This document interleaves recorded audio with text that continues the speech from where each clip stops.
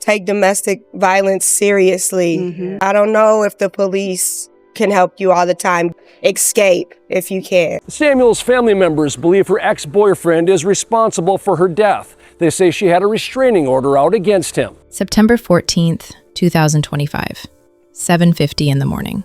Mariah Samuels walked out of her North Minneapolis home, heading to her car for work. A man was waiting, and when he saw her, he opened fire. 1 shot, 2, 5. He kept going. 10 bullets. Mariah Samuels, 34 years old and mother of 2, died on the spot right before police arrived. During the news coverage that followed, her aunt stood in front of the cameras and made this shocking statement. Mariah will be the 4th woman in our family that was murdered by someone that said that they loved them.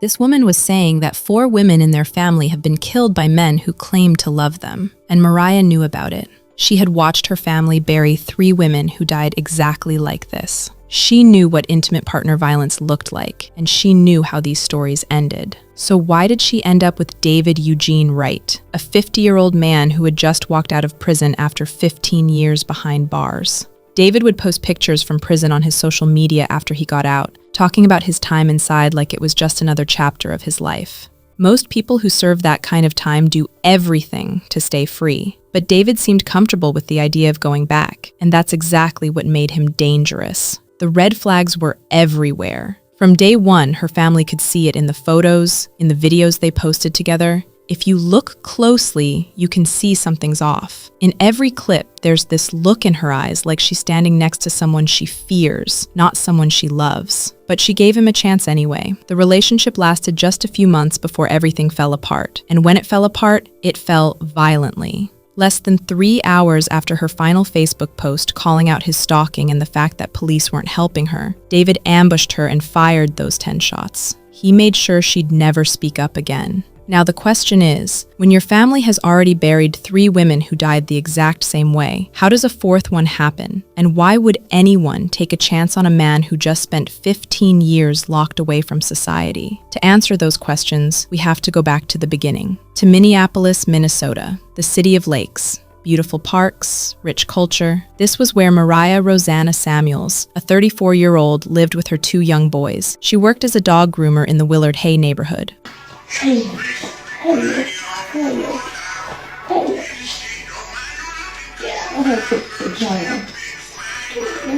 Her friends and family described her the same way over and over. Sweet, outgoing, free-spirited. She loved animals. She loved her sons. She had this energy about her that made people feel welcomed. She was sweet. She was outgoing. She was free-spirited. But Mariah had one weakness. She believed she could see the good in people, even when that good didn't exist. Early 2025, she met David Eugene Wright, 50 years old, fresh out of prison. Although they met while he was still in prison, and he was always sending her gifts from jail. My baby sent me some pictures. Ooh, he's so fine. He's so fine. He got chunky. I can't wait till he get out. It's gonna be over for all you. Oh, can't wait for my baby to get out. Look what my sweetie mailed me from jail. You know I got a little boo that's in jail. Aww. It's like the flower off of Beauty and the Beast. Thank you. Yeah, I found some batteries. It's cute. Huh? You put them in there? Yeah. It light up. It's so cute. I'm gonna send you a video of it. No.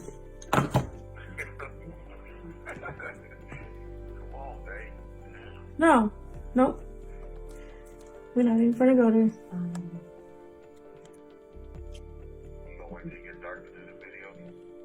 No, you can see it just fine.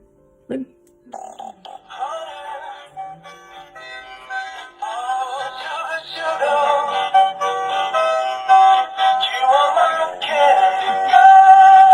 All right.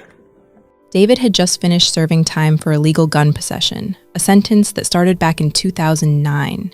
He did 15 years. But that wasn't his only conviction. He also has 3 convictions for drugs, 2 for aggravated robbery, property damage, check forgery, misdemeanor assault, identity theft, contempt of court, disorderly conduct. The list went on, and it gets worse. Before Mariah, there was another woman. Back in 2020, this woman got a protection order against David. She claimed he injured her shoulder while holding a gun. Then in 2022, she got another order. This time, she said David broke into her home multiple times, stealing items while she was in the shower. This man had a history, a documented history of violence, obsession, and control against women. But Mariah didn't know all of this. Or maybe she did, and she thought she could handle it. Either way, she gave him a chance. They were together for only a few months, and according to Mariah's family, it was all lovey-dovey at first. They posted photos together on social media. They looked like a couple, although Mariah's body language would always seem off, but nobody noticed at the time. It didn't take long for the mask to slip.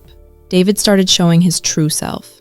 He became controlling, possessive, jealous. He started threatening her family. He damaged her car, slashing her tires when he got angry. Mariah's family watched this happen in real time. They saw the red flags. They tried to warn her, but Mariah was already in it. And by the time she realized how dangerous David really was, it was almost too late. Weak men don't like strong women who demand respect. This is why when he know that he can't talk to you any type of way, you won't let him come in at any time of the night and do what he wants. He'll try his best to make you feel like you the problem. And if that don't work, he run to a weaker woman. Then came August 21st, 2025, the day everything changed. A video from someone's door camera would show David attacking Mariah. He pistol whipped her, struck her in the face and body with a gun. Then he choked her against a fence while armed. The whole time, he threatened to shoot her and anyone left in her home.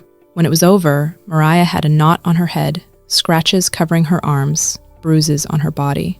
She went to the police, reported everything, showed them the video, showed them her injuries. But here's where the system started to fail her. Mariah didn't want to pursue criminal charges. She was terrified that pressing charges would make things worse, that David would retaliate. So the police kept the investigation open but didn't move forward with charges. Instead, they helped her file for a protection order. 5 days later, Mariah went to Hennepin County Court. She filed for an order of protection for herself and her 11-year-old son. In the petition, she wrote down everything. The August assault, David threatening to blow up her house, the stalking. She wrote, "I was extremely fearful of the respondent and take his threats seriously." The court granted the order that same day. David was barred from any contact with Mariah, couldn't come near her home, couldn't possess firearms. 3 days later, David was formally served with the order. He knew he wasn't supposed to go near her. He knew the consequences, but restraining orders are just paper. And paper doesn't stop someone who's already decided they'd rather go back to prison than lose control. David violated that order immediately. He started sending her messages. Text after text after text.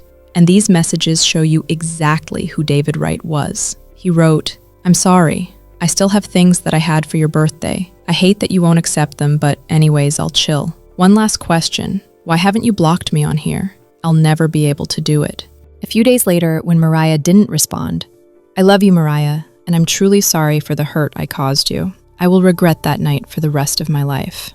Days later, more messages. "I'm sorry for this, but I miss you, Mariah."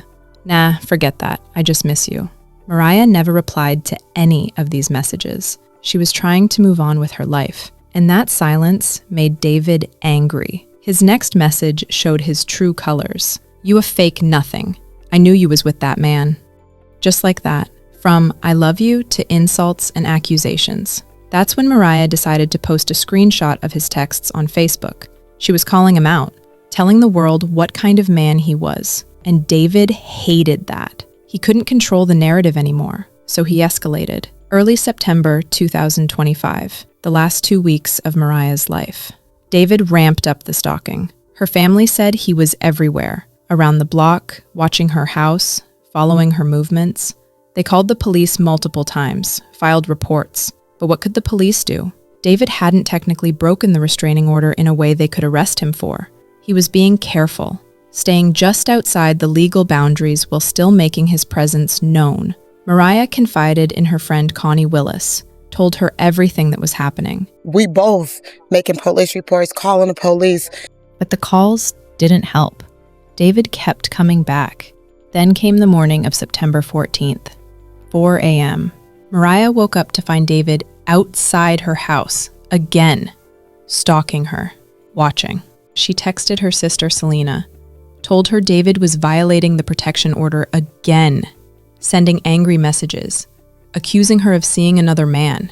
Around 7:45, Mariah had enough. She opened Facebook and made a post. And this would be the last post she ever made. I'm a fake. Nothing coming from a broke bum who can't control his emotions and put hands on me. Threatened my family and damaged my car because he can't handle a breakup. I'd be mad too if I took my away from myself. Get over it. I should send this to your mother so she can see what kind of man she raised. Coward. Oh, I forgot. Jail raised you. 15 years and not one certificate or any kind of education. Who's the nothing now? Good morning, everyone. Have a blessed Sunday. She posted another one. I can't stand a human being who can't take accountability for their messed up actions. Hit, punch, slap, push, shove, whatever you want to call it. No man can call themselves a man after putting their hands on a woman physically in any shape or form. Replace the word man with coward. Or should I say he is just illiterate in real life? Now that's a darn shame. Then she made her final post. The one that sealed her fate. I was trying to stay silent, but stalking me at 4 in the morning and the police ain't doing anything besides serve him, with a protective order, and clearly it's not doing anything. Less than 3 hours after that post went live, David was waiting outside Mariah's home. Before we get too deep, please remember to like, comment, and subscribe if you find value in these discussions. 7:50 a.m. Mariah walked out of her front door on the 1400 block of Russell Avenue North. She headed toward her Jeep SUV, ready to leave for work. David Wright stepped out from where he'd been waiting. He had a handgun, and he didn't hesitate. The first shots rang out, 5 of them, in rapid succession. Neighbors heard Mariah screaming, then more shots. David kept firing. Witnesses later said they counted between 12 and 15 total rounds. The bullets tore through the driver's side door, through the passenger door. Mariah tried to get into the car and escape, but there was nowhere to go. When the shooting stopped, David did something that shows you exactly how cold he was.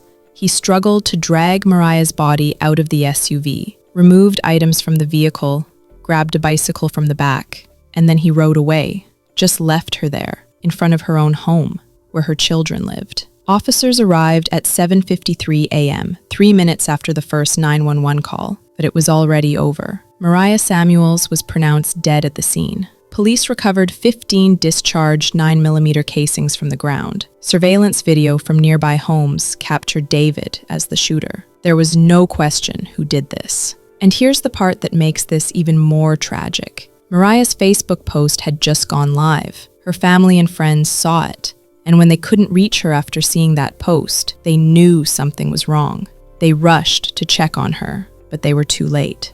The same post that was supposed to be her cry for help became her last words. Her family arrived to find the street blocked off. Police tape, officers everywhere, and Mariah's body still there. The news broke fast. By that evening, local stations were covering the story. The victim posted on Facebook saying she was being stalked and she needed help hours before she was killed. Family members tell me this could have been prevented. Mariah's aunt spoke to the cameras, and you could hear the anger, the frustration, the grief. Oh, my niece. My niece was gunned down by a violent ex-boyfriend that she put a restraining order on, and he ambushed her and shot her not 5 times, but 10 times, right here in front of her house. Mariah will be the 4th woman in our family that was murdered by someone that said that they loved them. How does that even happen?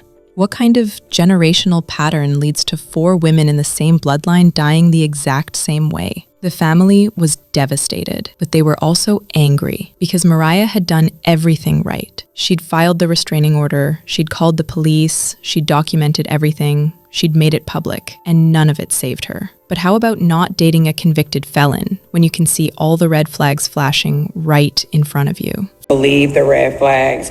Do not underestimate. Do not think he won't do it to me. Call the police. If the police are not doing anything, go above and beyond. Protect yourselves at all costs. Meanwhile, David was gone. He'd fled the scene on that bicycle. Police put out an alert. They had his name, his photo, surveillance footage, witness statements. The next day, police found David Wright in Anoka County, north of Minneapolis. He didn't run far, didn't put up a fight. He was arrested without incident and held on $1 million bail. The following day, Hennepin County filed formal charges, second-degree murder. Not first degree, because prosecutors said the killing was intentional but not premeditated. An illegal possession of a firearm, because David was a convicted felon on supervised release. He wasn't supposed to have a gun at all. During the interrogation, David confessed, fully confessed, and the way he did it shows you how his mind worked. He told investigators, "I'm not going to fight this. Read the texts so you'll understand." Like those messages would somehow justify what he did. David genuinely believed that if investigators saw those texts, saw that Mariah was talking to another man, they'd get it. They'd see why he had to kill her. The evidence against David was overwhelming. Witness identifications, video surveillance showing him as the shooter, the text messages where he threatened her, the assault video from August, ballistics matching the casings at the scene, his own confession. This was never going to be a hard case to prosecute. David knew that. He even said as much. He told police, "This won't be a hard-fought case." On September 17th, David made his first court appearance. He didn't have an attorney listed yet, just stood there in his orange jumpsuit while the charges were read. He remained in custody. And that's where he still sits today. Back in North Minneapolis, Mariah's family was trying to process what happened. They set up a memorial at the shooting site. Purple balloons. Purple is the color for domestic violence awareness. Flowers, photos of Mariah smiling, photos of her with her sons, cards with messages. People from the neighborhood stopped by to pay respects. Community organizations got involved. Hands of Hope Resource Center came out to honor Mariah. They confirmed what everyone already knew. Mariah was Minnesota's 17th confirmed intimate partner homicide of 2025. 17 women dead, 17 families destroyed, and it was only September. Mariah's brother William set up a GoFundMe for her 2 sons. The boys had just lost their mother. They needed stability, therapy, care.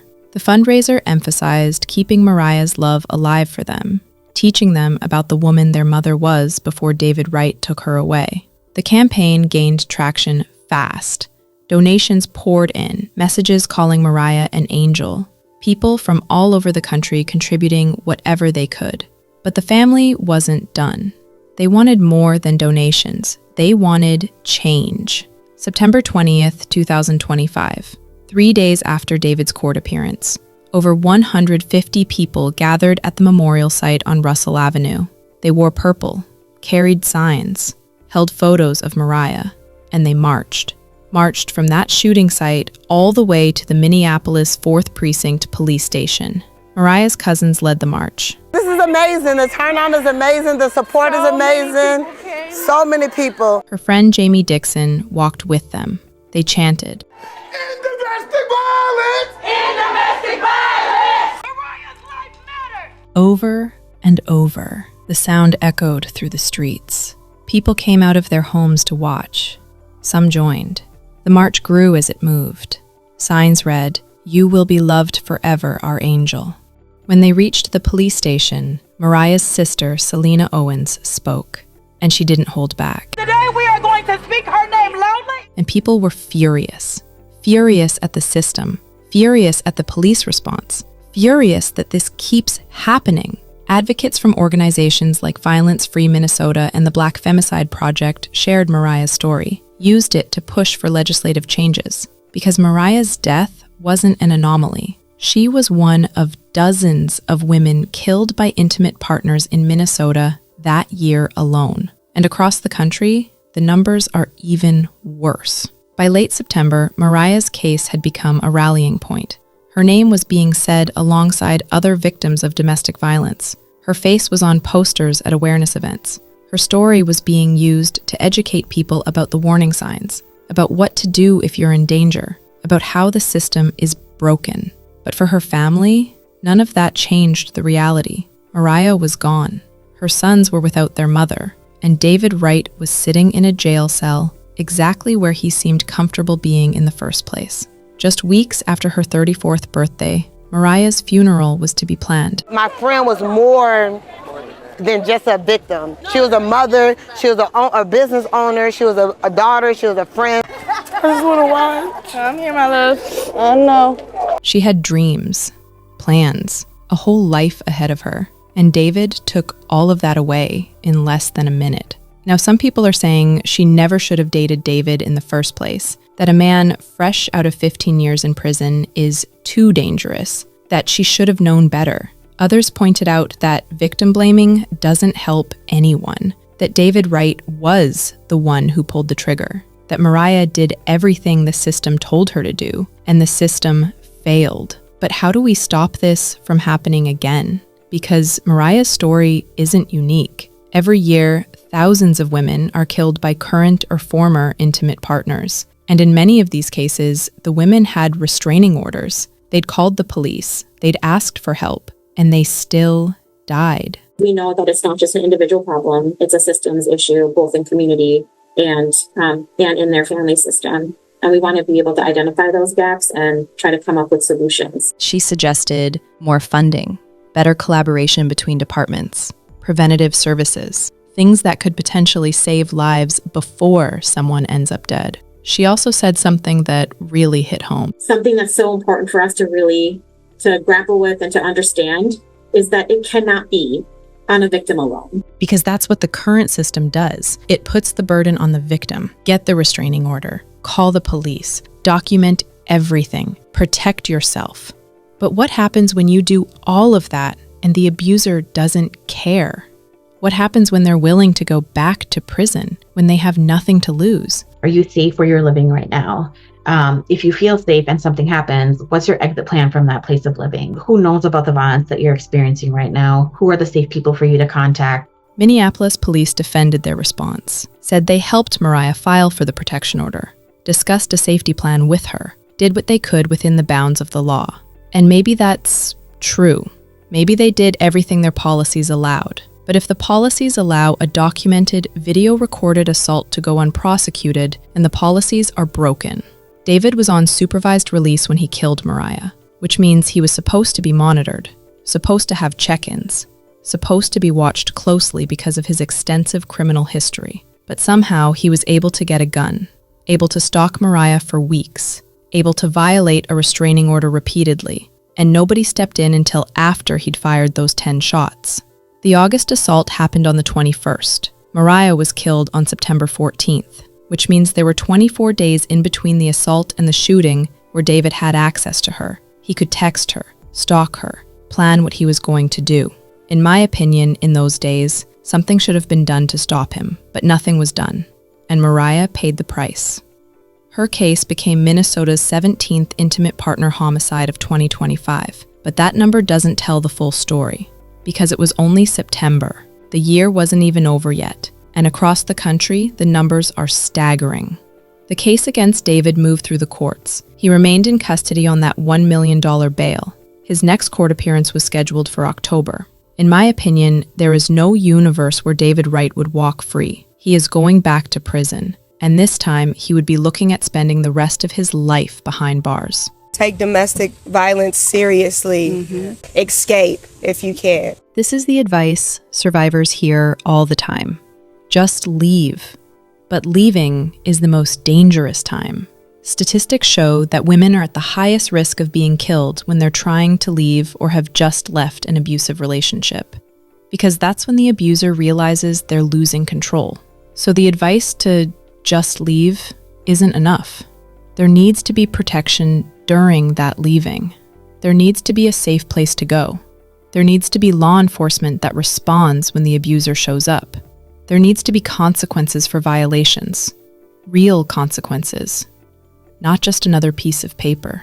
Mariah's 2 sons are growing up without their mother. They're being raised by family members who love them, who are doing everything they can to keep Mariah's memory alive for them, to tell them stories about who their mother was and show them photos and videos from before David Wright came into their lives.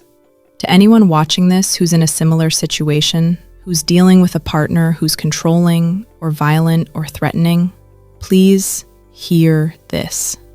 It is not your fault. You are not alone, and there are people who want to help you. Call the National Domestic Violence Hotline, which is normally available 24 hours a day, 7 days a week. They have counselors who can help you make a safety plan and help you figure out your next steps. If you have a restraining order and it's being violated, document everything. Take screenshots, save voicemails, keep records, and understand that a restraining order is just one tool. It's not a shield. It's not a guarantee of safety. You need a larger plan. You need somewhere to go. You need people who know what's happening. You need to be prepared for the worst case scenario. And if you're reading this and you recognize these patterns in someone you love, speak up. Mariah Samuels should still be alive. She should be grooming dogs, raising her sons, celebrating birthdays, making plans for the future. She should be here. Rest in peace, Mariah Rosanna Samuels. Your life mattered, your story matters, and your death will not be in vain. That's it for today's video. Stay safe out there, and I hope these stories help you recognize warning signs and encourage you to seek help or offer support before it's too late. I'll see you in the next episode of Crime of Passion. Thank you for watching. Today we are going to speak her name loudly because everybody should be protected when they are asking for help. Mariah's life matters! Mariah's life matters! The system failed to protect her. What was she? This is amazing. The turnout is amazing. The support is amazing. So many people. No peace! Amazing. But why it gotta be at the cost of her life? Domestic violence! In domestic violence! My friend was more than just a victim. She was a mother, she was a business owner, she was a daughter, she was a friend, she was a sister. I just want to watch. I'm here, my love. I know. I have impacted siblings take action. Yes, yeah.